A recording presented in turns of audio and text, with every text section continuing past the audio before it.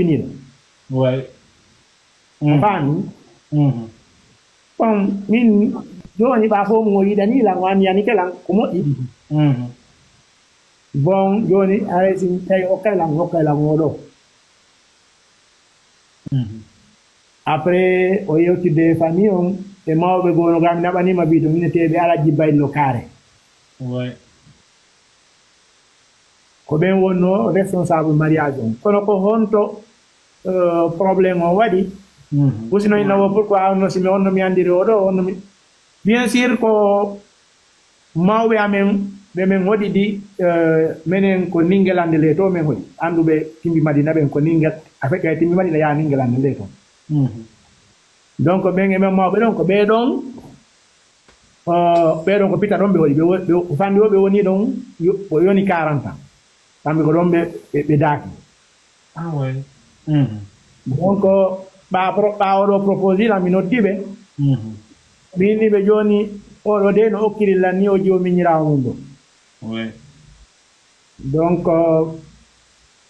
kala ko honno kono faame don dumbo tay wonno jodi su kawno jodi e minyirawo mum be dirono musa yi hasnoto e mawbe don e nya be landibe fi mawbe mabbe ben. Donc dès que be landi ke fi mabbe ben be nya be don de mi do andi be kono non mi andiraɓe probléme selon ko ɓe wooli kon donc deke ɗum ɗon waɗi bon mi yewti ɗon ha min famundi inni min ɗo on arelan suusima donc min yoya nder ton gurgurude waɗi moƴƴano min an faala sortade ɓe mawɓe ɓe aranla ɓenni saki ha en holliti yimɓe ɓen foppo ayni en walli gara a hertinilam ɗo ina donc ɗum ɓen haali ɗum quindi ɓe joni c'est pas la peine ɗon nde wawi continde ko Allah adde o jaɓiren noon mo faami ouais mon continue muran ɗum donc min haaldi joni min waɗi certificat de mariage mi yo ka mairie men sini mo faami ɓe addi extrait de naissance makko mi waɗi démarche ji ɗum fof fi on programme ɗo donc mi yehi ɓeyni tawi ni fof mi yaha ka hôpital janal mi waɗa test ta ko ɗon wawete waɗide ɗum ɗon mi waɗa test o ko hin ɗon carnet komi naɓanma kon min waɗi test kono ko on to jamfa kan ko ɗon jamfa kan waɗi kono waɗi tawi goɗɗo inni nene makko anda fi muɗum min famille makko anda fi mum min nayi ko fenande ah oui donc ko jiwoy ɗon ɗiɗo ko yaadi komin tato yaadno kanko e siwta makko e min mi naati mi waɗi programme an on mi jooɗi ka ɓaawo ɗum aɗa mi habbiɓe haa ɓe gayni joni noon yimɓe ɓe yaafo par ce que tawi hara haalaji goɗɗi ko warayno ɗum anni ga mais ma laɓɓine pour yo laaɓ koy yimɓe ganda histoire o ɓa ko ɓooyɗa takkade suudu o ma rewa ka dambugal donc ɓeyni mo kala yaha adduya coofe mum nden yimɓe ɓe yaafo haala kan donc kanko e kunji mum ɗon kamɓe ɗiɗo yaaduno ah kanko e siwta makko yaaduno ko toilette ji ɗin ko ɓaawa to woni annduɓe o ɓe cal janal ngal pita yala ɓe anndi ɓe yeeɓi waɗoy waari kanko ɓaaɓe anndi oɗa ko reedujo oɗa yehi waɗi test mum ɓe windi e inde oɗa tan haaɗi ko inde makko windi kono asati jogi inde maɓe windi away faami ɓe waɗi test on fii wota feeñi par ce que siko oɗon wanno affaire on feeñi ɓe ka hôpital toon ɓe annda ko homboye maɓɓe wona e joom ɓeede ok ɓe waɗi moofoma kono ko fop ko yummira ko programme yummiraɓe famille makko ɓa ɓe waɗi ɓe gayni ɓe ndaari woni négatif min ɗiɗo noon woni négatif aldamol bo tout va bien min ɓamo kala tawi mol bo hunde nden ko négatif ala probléme ala ko haɗata on tigi ƴettirede ɓoya duuɓi mum ɗin timmi yimmite mum kadi nownare feeñaali e muɗum e ko wayta ɗum reedu kono ko ɗon janfa kan waɗi on faami deke ɗum ɗon noon waɗi après min continue mariage on kono e nde komi woni yaadde kon fof bari mi daari mi tawi ɓe no woodi ko mi fuutalɗo kono ɓa fof mo nanngodirama mi wawata sortade ko faami fin basin ji ɗi yiyata ko ɓe soodi ɓorniɗo fof komin soodi valise on kadi ɗum woodi ko basin ji ɗi no ɓuuri sappo e vaccine ji taw ko toon ci liksi quoi e piiji paajude goɗɗo ko valise on ko fanndi o mo ɓuri 10 millions franc guine ko ɓatti ɗum walla wa e 1 million franc CFA valise on ɓeynilan kadi kamɓe ko nagge jane woni teŋe valeur de 7 millions jonnuɗon 1 million franc CFA yiltiti kadi ɓeyni on valise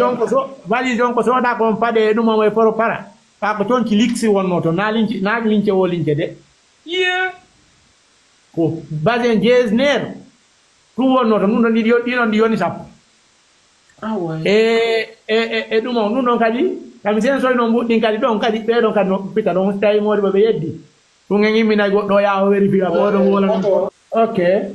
deke mi yehi ka hôpital noon ɗum ɗon waɗiri noon continue tawi ɓe inni probléme ala mo kala no mi wawi jombinir min fuɗ déjà ɓe addanila argument ji poron parare ka mbuɗi tum mayata mbali min arin tawi ha fof mo on tigi naati bon on tigi yo wakkilo on ñande o tere ɗa fof mo Allah jogui mbuɗi waɗi wakkili ɓeyni lan kadi ndaari kadi mo yurmende min peut être ɓaara e wonno ɓe ala moyen ko aliyattimaɓe on ko je vais faire mon mieux pour que ça marche donc ɓeyñila nagge o ko nagge ɓe waɗante o ko 7 millions joni tawi au lieu de 1 million franc CFA oɗa ko kadi ko 7 millions landita ɗon ɗum ɗon ko apare mbali ɗum ɗon ko fi tonki valise e sakuji ɗumaji mi soodno piiji ɗum ɗon ko mi soodanno volontaire hoore am il faut mi annaɓe l'histoire on konno tourniri mahen ok eɗen ɗo hande faallo o y a pas de souci ok tapote mais so ande film on konno film ɗumannori anden capacité makko vidéo ji ɗin no ɗo ko defano kon ko moƴƴinano kon ɗum on fof réception ɗum diine fof no ɗo tout est là on faami donc ɓeyni ko 7 millions nagge ini 7 millions francs guinéen nagge 7 millions francs guinéen ouais mais ɗon min discuto yaami lando e ɓeyato ɓeyni wo nagge oɗɗo ka buuserijo o indi lan mo ko tigi tigi on tawa heɓude nagge à 3 millions 4 millions mi mujji ƴettude mo 4 millions on mi jonna min jonna ɓe e nder ɗum ɗon tawi o inteɗo jaaje makko inteɗo adama on tawi o wujji mi jonnunomo koyo o sodanoy ta jiwkum ko piyum goy ko jarata 2 millions franc guine joni oɗon yehi ñaamiro e ɗiɗon kasaran ɗum wonti probléme la ilaha illallah est ce que tu vois mini ɓe joni c'est à vous de voir ɗo ko piiji ɗiɗi joni kanko jiwkum kanko o teŋe makko on goɗɗum ndin ɗon min ko 2 millions mi wattata ɗum wona 4 millions kanko andi joni si hokkay min ñamma jaaje makko ɗiɗon walla ko no mais moi c'est pas mon problème en famoniri donc ɗum ɗon kadi iwa birdi bardanamode bo siɓɓe amen men nda mi yittiri toon ka siɓɓe maɓɓe kadi mi yittiri woni deux parties le goat on faami donc ta ɗum ɗon feƴƴi jiwkum mi jonnimo mi jonnomo mbuuɗi buy pour yo yowo moƴƴintino waɗa salon programme makko ko alduno fijide gone makko ɓen patati patata est ce que faamudi ɗiɗon kadi mi yowoy kadi ma toon ka salon min tawi mbuuɗu jaaji makko kadi yettiri ɗon kadi ñaami ɓenteɗo ada ɗum kadi la ila ɓeytiniran ɗon kadi ha leɗɗeli joni ɗon jaaje makko en famille on fof mo kala inni ko base ɓeyni nene makko ko mate mo 1 million 500 juuli waɗirta hunde welde sama kala 1 million 500 on ɗum franc guine 1 million 500 franc guine non en famodiri joni ɗinɗi ɓe ittuno kadi ɓe naadoy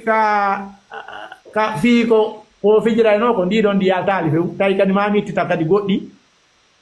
mi joni tawi pour yo ha joom marché par ce que darama allo mbeɗen hettiyo ok on faami ɗon pagga e fuɗɗiɗo moƴƴa ɗon ka salon ɗon tawi fuɗɗi ñamama piiji ɗi wata marché nden ñande ka salon nde ñande ka salon mbari jum ko ari ɗerani lan kan ndiyan yewtan taw ko tawi mami jonna kadi mbuuɗi tawi noon ɗiɗon fof jonnano ɗiɗon far bufirano min miɗi ɗon otoje burgu gorgo hamma kaynete sal goɗɗo gon toon kaynete paris voyage wonɓe pita ɓe garay no andi kadi ɓaray ɓe darde so tawi inoɓe nder gawe ɓe wawi andude ko wonɓe pita ɓe so tawi inoɓe ka nder life ɓe o faami yaha ɗon kadi ɓe immi ɗon kadi ɓa ɗum ɗon guiri nama tawi lanni joni ko kikide ma artoye waɗe vendonnaire on ana dine on ɗum ɗon kadi aroya ɗon kadi waɗa paga e goɗɗo go mo wonɗon ha ɗumanni Allah waɗi ɓaɓe ɗon tawi ɓe sukaɓe ɗon fof mi joni min andi jiɗi ces gens là mais beaucoup souvent mi ara e noon fréquente ɗon seeɗa est-ce on faami ɓeɗo wallila ha piiji ɗin feƴƴiri hoore karan dari mo kala no dari noy nako yaddumi jonna jiije mbari c'est une histoire inoubliable ɓen noon walla ɓe ɓen kamɓe kadi hiɓe innude koyon jonnuɓe jonna jiije tawi mini ɗo joni andi sa naati e hunde ha ɗumanni ke joni arata ndaaru no moƴƴira surroron sortora ɗaarlan fof mu lan jogui mbulan sensi mbuuɗi buy on faami bon ɓa ɗum ɗon gasi réception gasi o yeeyo jomboyama ɓe artirimo kadi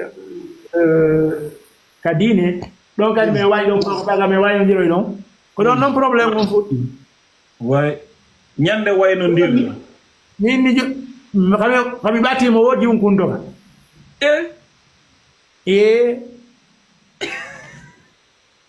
c'était très compliqué mon grand on ɓannatomo tun o doga ay joni ko yimɓe ɓe yinde men ɗumani kon mi naɓante vidéo on yiya walla photo ji ɗi ndaara tawa fakkuno ɗon ɗum siko suuɗi yala mais mi tanƴini no woodi ko famali par ce que min e jaaja makko inteɗo adama on tawi o soñjila moƴƴano o ittinila ha leɗɗele ene on innu ko ɓayru ɓe inni on ko 18 ans ɗon sikkude onon ko 18 ans on waɗi ɗum ko ɓeɗo no ɓuuri ay 18 ans nayin tun joni abbe seeɗa mi gayen to histoire on on faami te keɓa ɗum ɗo ɗumanni ke joni ɗuma min gayni ɗon min rompi min haaldi minnimo joni min haaldi joni yo min hotiru ka suudu o kami loris toon les gars sil min arti ka suudu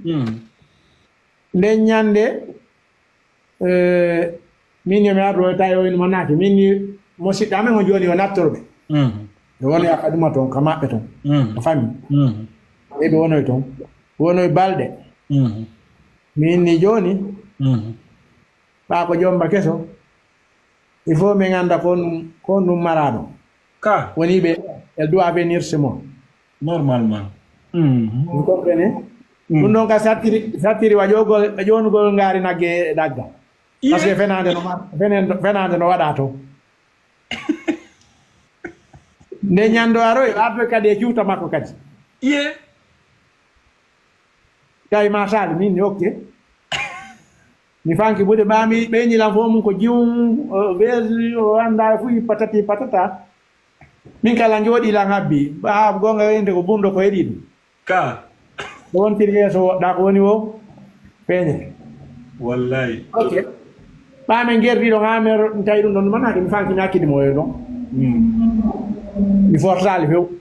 jooɗi mi fanki mi hakkidi mo ɗo e hoore makko o yewone ko fammi ha nde ñande min ɓe joni la ɓasuma yo maayi duma on piiji ɗi feƴƴi min joni mi rew mi rewa ko naakiri famille an on goɗɗo gon toon mi hirodira e famille on kamɓe kadi famille maɓɓe on toon hirodira ɓeni la ɓe yeewi waɗoy toon kuuwi mo wolnagi ɓeni wo woyi fof koto makko ɗowtamo inteɗo Mamoudou ka suudu moom il faut ɗowtamo Conakry min y a pas de souci min mi ala probléme mi ƴetti oto mi ƴetti oto mi yoɓi 1 500 000 francs guine équipe ji goo mi jonni ɓeya goo mi waynodira e jam kono ha joni ku wonno nder ton par ce que nde ñande komin duwano bousde ko pita ko terrain maximum midi andi ko ere ombo 1000 mol futuro men fottude mi anda si yimɓe no nana 1000 mol futuro o ere ɗo kono 18 heures ɓe yeyi toon ɓe inna ɓe mawɓe inteɓe alaji baylo kawe ɗon noddilan inni en waynodira ɓini on waynodirten kadi on mboori lan ha mi laaɓi ɗi meddi ɗo ɗi ko coggu biya ɓiyon ango e komi waɗiran taw ya passeport kono komi yoɓata ɗo passimota ko ya rien qui reste o faami donc wonoy ɗo ŋaaɓe ɗo ŋabdiro e hoore karam ko kala maɓɓe no wiya ɗo ŋu ŋa ŋi ŋo o faami tawi minni kono fof yomi waddo e tum somi luttiɗo e juukum piiji ɓuy mi change ay quoi ala o ar giri giri naɗo ha mi ƴetta mi heɓiri hoore karam ɗuma copain jan goɗɗo gonno weddi jan o hawtiniran ɗon e chauffeur jo on ƴetti min abbi on faami e bagage ji ɗum min ari mi ɗaɓɓi appartement par ce que ɓe galla min ari no ɗumanni seeɗa no faaɗi seeɗa min luyi appartement meuble min joni mi wadde sambo mi jonni koto makko sambo mi jonni mi ƴetti min mbiɗo sambo donc ɗon kadi tamemuɗama o ko ittu wattu ɗon kadi jaɓali ɗon kadi jaɓali mbani kono ɓaɗandi enen diaspora o gen feeta a waɗay doy tu ma ñande goo molɓe wiya pensam ko suuɗano kon fof kañi est ce que o faami ɓa ɗum ɗon giri giri ni kadi nga ronki ñannogoo min ni koto makko la payisiraɓe am bon piiji gonno ga ara mi wawata je peux pas faire ça devant toi mi wawata wadde ɗum yeeso donc tu dois ande il faut ɗaɓɓoya ka wonira anani e on hersali algol ɗum non c'est pourquoi mi hertana algol ina makko hertaki honɗum hertana anda wawi ƴettude modi bo ɓe ƴettinama modi bo ɓe ƴettinama hay coggu silipuji modi bo ɓe innama modi bo ɓeyguma inna modi bo a humbinatako ko suɗɗa ko donc ko fenade noon mbaɗi ko gonga de ko gonga wallay faami ɓa gurguru ndi kaɗo ma woy nde ñande koto makko yeeyi mi hokkimo mbuudi jetti mbuudi seeɗam joni mo min mo ba yo joya mi luttide min ñam makko toon min gurguru ni ha mi itti no haɓɓe yaafe innuɗo miñam makko yo yaw joya gore koto makko kay pardon koto makko yo yaw joya ballon yo jonni mo mbuudi min yo waɗa live inteɗo Mamoudou ko wonno saabu mi heɓi yomi jombumo a faami nde ñande min ni mi deesiɗi kala ko woni nder ɗo so tawi ko vierge ara ko ɗum o huuli ɗon mi ande je sais comment faire ça si tawi ko won ɗum go woni nder ga ɗum ɗon il faut mi humpito hande bah oui quand même ñanda noon gonno guerte min e ƴumko min hukkodiri gudu o mbari ko ɗon noon woni bo mais probléme o woni mi giri giri ni ɓalam ɓurimo doole mi itti conci ɗin ɓami yeeji ami tawi martata mi tawi ɗo mamol ko golle doole wona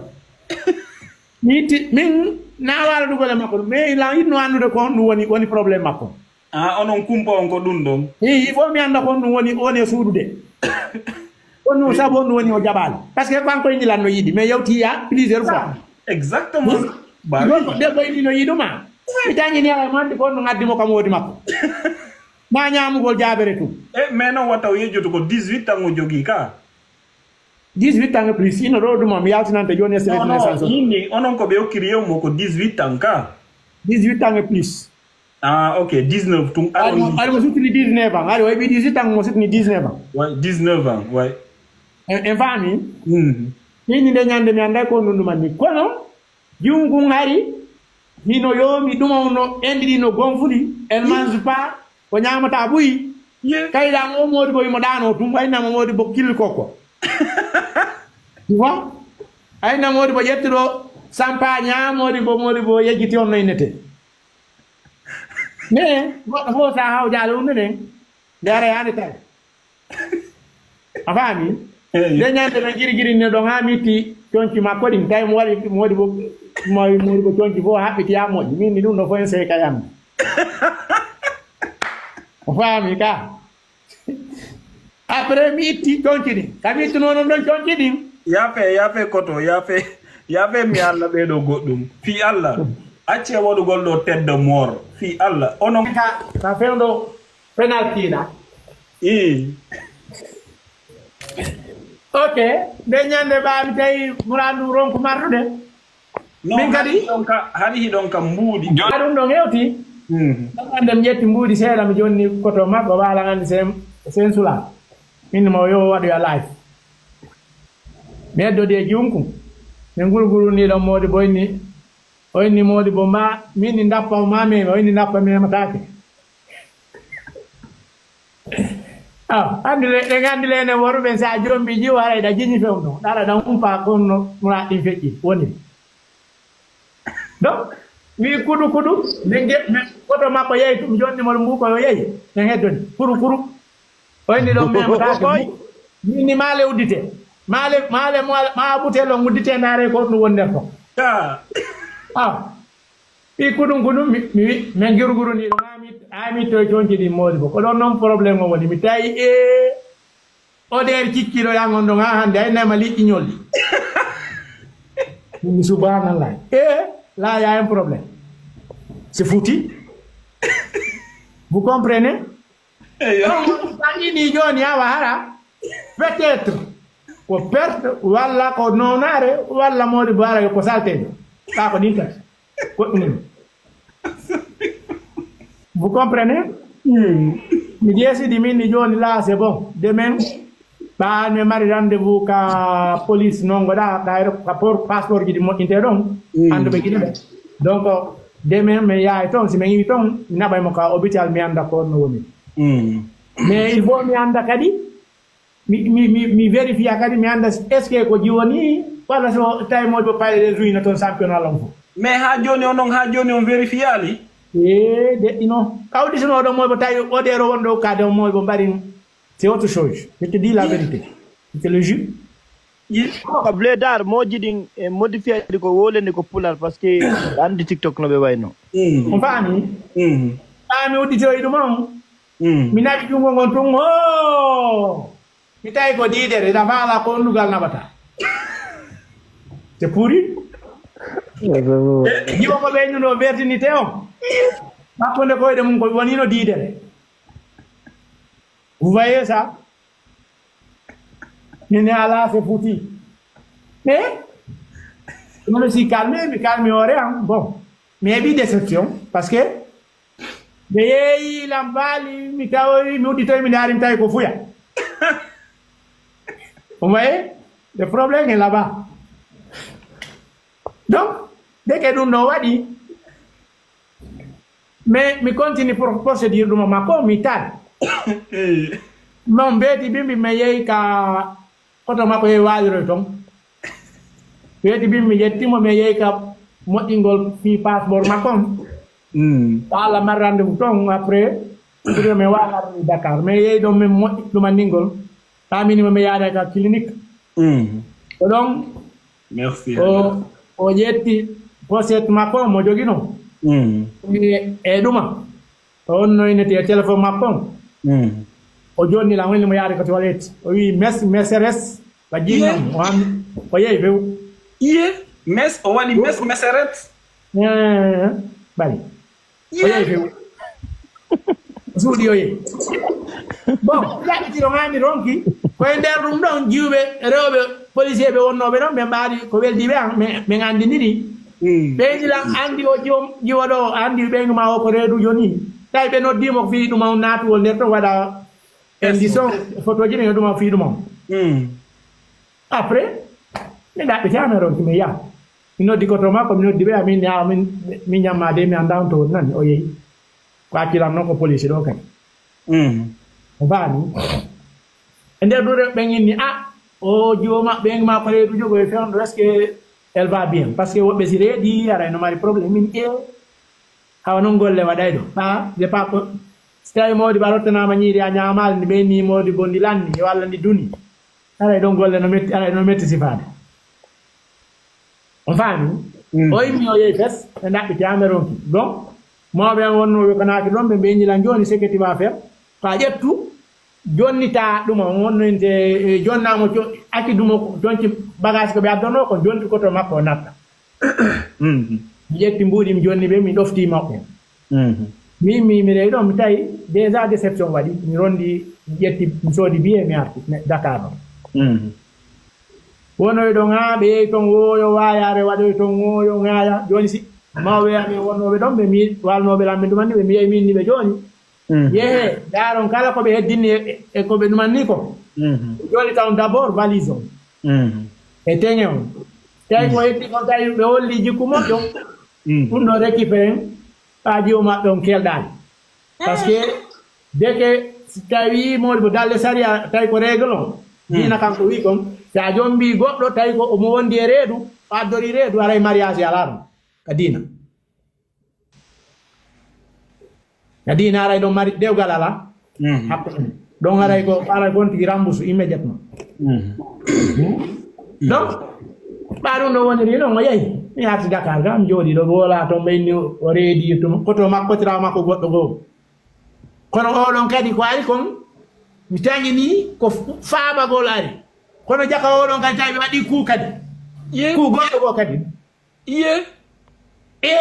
bari fiji ɗi weɗano fi dey ana damde sifa ɓeeɗo ɓeeɗo sifa maɓɓe so mukkodiri ya ala hakkil moƴƴa e perdinte alama amina ay waray no wawi si tawi yiite naati e geenal yorga aray golle boni donc ami ɗum ɗon oɗon kadi murtani no fena modi bo wola jurgure penale goron garan moi je vais gérer ça mi waɗay ɗum ɗo mi géray ɗum ɗo mi waɗay ni wattiray ni on yi murtani arti kañum kadi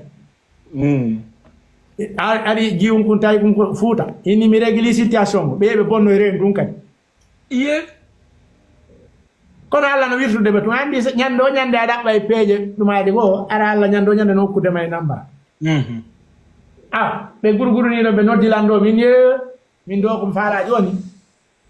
andi gonga ɓe ko soppalngal wiɗiti andi bone kimpa min ɗo mi anda sen waldita ɗum ɓe yito e mawɓe amen men konani ɓe noddilan inni goɗɗo ko jikke hokkete fof mum mbawa waɗiri noon tawi ɗum ɗon kadi ɗumanni ko joni ardara mba aray info ɗe gandi ko reerujo kono kamɓe andi so mumno guerdi bakkat win kamɓe rondi ene nayne rondi ɓe inni joni ar ko nakiri ɗo yiide koto makko no ƴettudemo Guinée a Fuuta mbiyoɓe kadi biye avion mi waɗi ñofoyagal ɓiye kono fof mum ko ɗoftagol mawɓe mi yehi ɓe aroy kanko koto makko ɓe ari pañi jino dow ga aynama lingu kono fusi nafa par ce que ko hakkille woni maafe ɓamdu exactement mbami o ari mawɗi ɓe ƴettiɗo mawɗi bo ɓeyni ɗumannike kono mino yamira yimɓe ɓen fof mo kala yo gonɗi ngalla acca gonɗingo surtout par ce que ɗum majjinay goɗɗo ɓeari ɓe jipporoy ka mawɓe amen ɓen ɗon ɓen no waɗi aafiya o faami ɓe jippiroy ɗon ɓen kadi yoɓi paasi ɗin paasi maɓɓe ɗin gila pita ha ko nakin ka sammin franquine on faami mi aroy ɗon e vendredi mi yewti mais mi yettita waɗi janngo mi ari ɗon mi yehi ka maɓɓe ɗon mi tawi mi ñantay ko ɗon ɓe waali mi yewti ɗon ha dama moƴƴintinama ɗumannama ɓe wooli ɗon ha mi tawi ɗum ƴettu tun awa min immoy ɗon kadi mi yehi tawi ko lambanjimi hon mi yaari ko tan min e mawɓe makko min e ɓe mawɓe amen ɗon e koto makko e joom so fay jam min ari yewta ɗon ha famodira wonoy ɗon kadi kikiɗe mum tawi mudu madure jiwum kum modi bo ha joni mobo kam memuɗama o koye ittu wakka tawi déjà ɓe waɗoy avortement on kono gasali ɗon kadi nde ñande lan modi bo gonga ɓe modi bo sambano inna modi bo hande modi bo ɓulum juuri waɗay ɗon kadi min naɓi jungo mon tun ƴiƴam ɗi nder ƴiƴam wi paƴara kat jaka be bonno yado ya avortement ha jayna le resisude di udere nden kaduma don fo wadi dum min lay mo min no mo ngati mo no di peti ngokku ngol non min yarta na daran fami non dai ko to makko jano o tiyo adno do mo odom yonni dum 2 million francs ne yo on fami banu no woni no min ka do si weti bimbi o kadi problème wadi dum do kadi wata wonde ni fom na mo ko hospital be anda ko no woni sababu dum no non kadi weti bimbi mi yalda amarno programme mi regita oh nadi mi tay modi bo mobi piji ni fo en budi andi fo o jikkoyke onon ha joni on duma contact wadali on no contact watta duma wari mol ko reedu yo mol mo luubi dufa ay ko wela da jidira wo gonga be mol ko wela da nyiri wosta yawditi dum wali o der ara ni mettitima ka mi sikki dey okay donc parum no woni dino no me wawa dum da ne nyande kadi mo bari on tigi no engagé donc kadi mi banni mo bo mirati tay mo bo jidan non wa ta ma on va no toujours ala hidi no oh de ba suare re yel wadi ko na no makani no mari kadi sede kadi ko abi hari dom banniti 3e fois yo bleda oh 2e fois parce que l'autre fois la famille tapote mo ben mari 2 millions on fami donc baru no wali mi jatti mi nyama ko to makko mo ki mo 2 millions mi yotu mi waawu ma mi non kadi mi dal mi tay jide ni jamori ko takkitige weti bimbi min mo joni mi nabay mo bita weti bimbi mi yewi la yo no régler le programme bon mi hebano mi ara kadi mi continue procédure pour passeport makko barka Allah jogi duma al mi yobi duma jidi fo